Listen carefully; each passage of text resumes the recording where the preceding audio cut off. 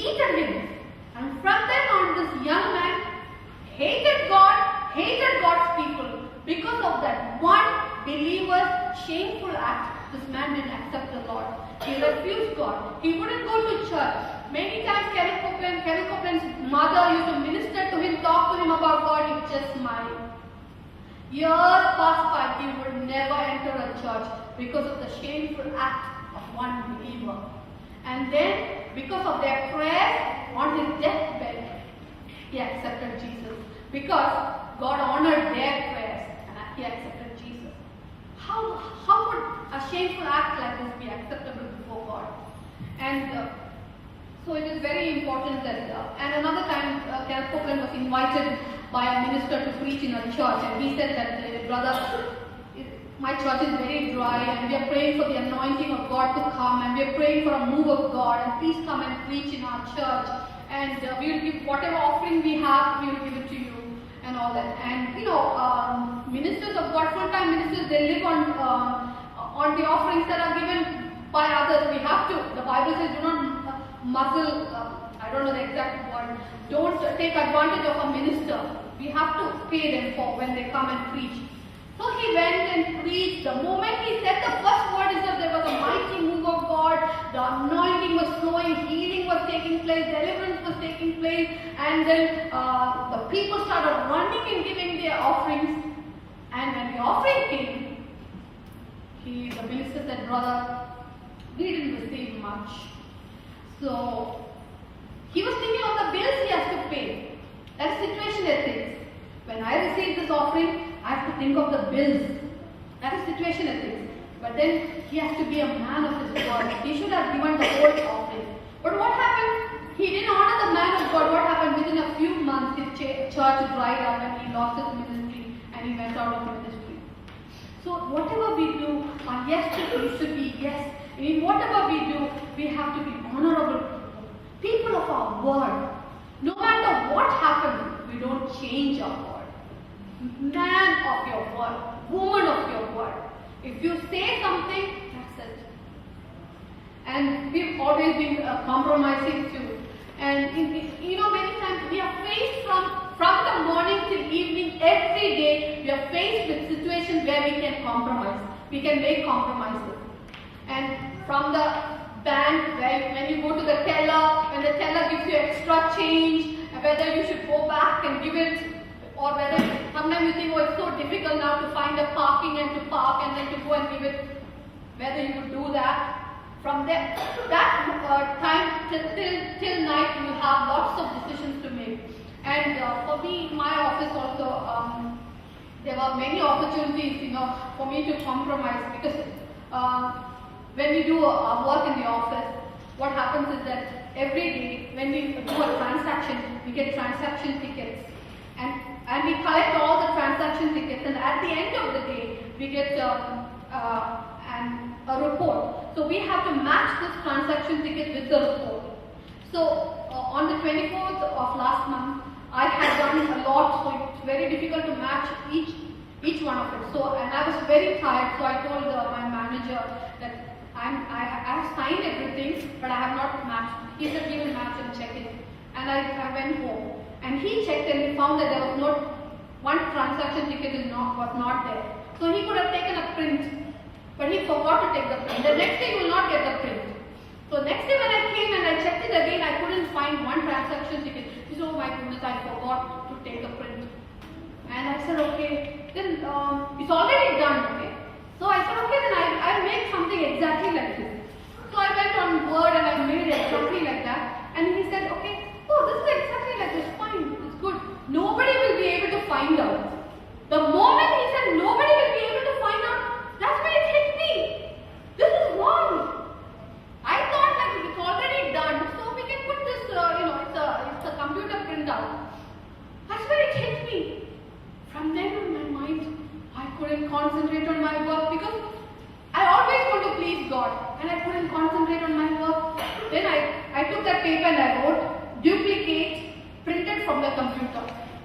Till I was not having any peace, and he would get angry if I tell him. So I said, oh God, now he's in a very good mood and things are going smoothly. Now I don't want to disturb disturb his mood. But I didn't have any peace. And then I decided, whatever, because if I don't put that, then there will be another report generated that Sheba did not print a transaction ticket. That report will affect my performance. So I decided, even if it affects my performance, I don't care. Whatever happens, I'm not going to accept it. I told him, I tore it off and threw it. And I said, I'm not going to attach this. Why? I said, he found it crazy. I said, no, I don't think that's right.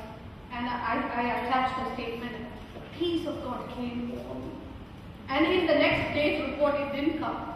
Because the auditors, maybe accepted it because the statement was there. I signed on the statement. He signed on the statement and said, we didn't take the prints out. We wrote it. So there are many, many times we can make compromises. Another time, as I was arranging the shelf, I found a check. That check was 2000, in the year 2000, and we had not even sent it for collection. Now it's outdated. I said, oh my God, what to do? And then I brought it home to pray about it. And then I forgot it. And then when I was cleaning the house, I found it. I took it. No way. My goodness, how could I forget it? But Lord reminds me, I took it. And I went and gave it to the manager and said, this was in my shelf. I don't know whether I forgot it or who put it. I don't know. But whatever it is, I am ready to pay for it. He got so disturbed because fault will also come on him. Keep it there. I'll take it. I said, no, you take it. No, keep it there. I'll take it. I'll take it.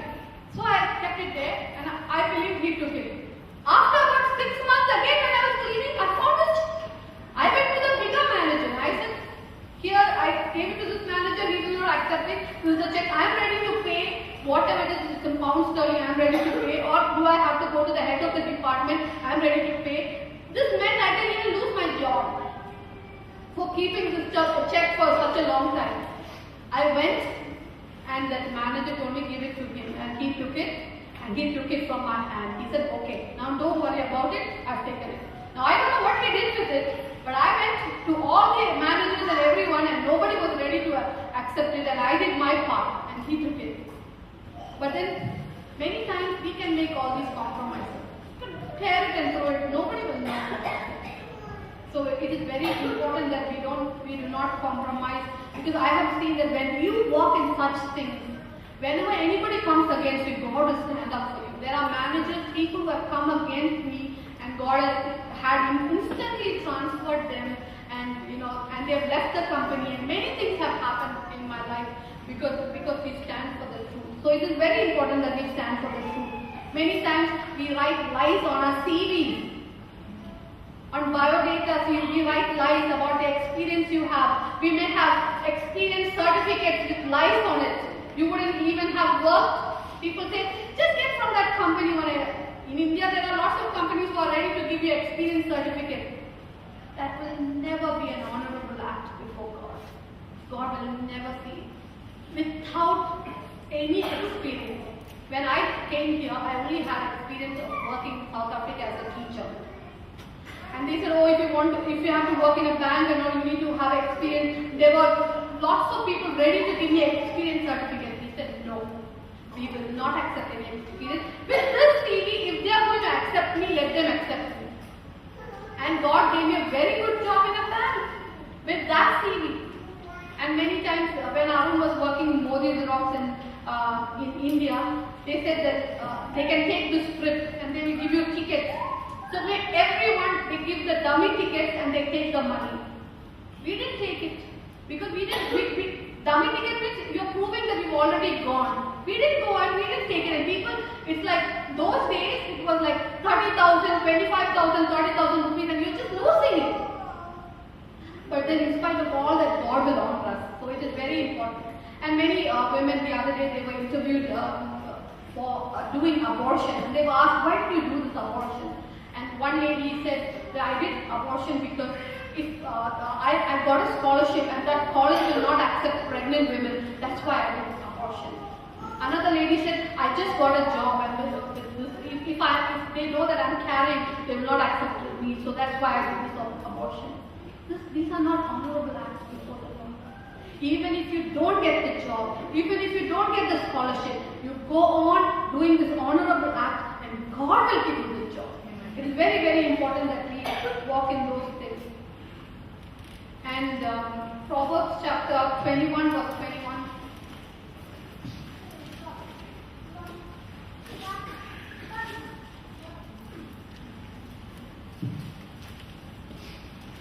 He who follows righteousness and mercy finds life, righteousness and honor.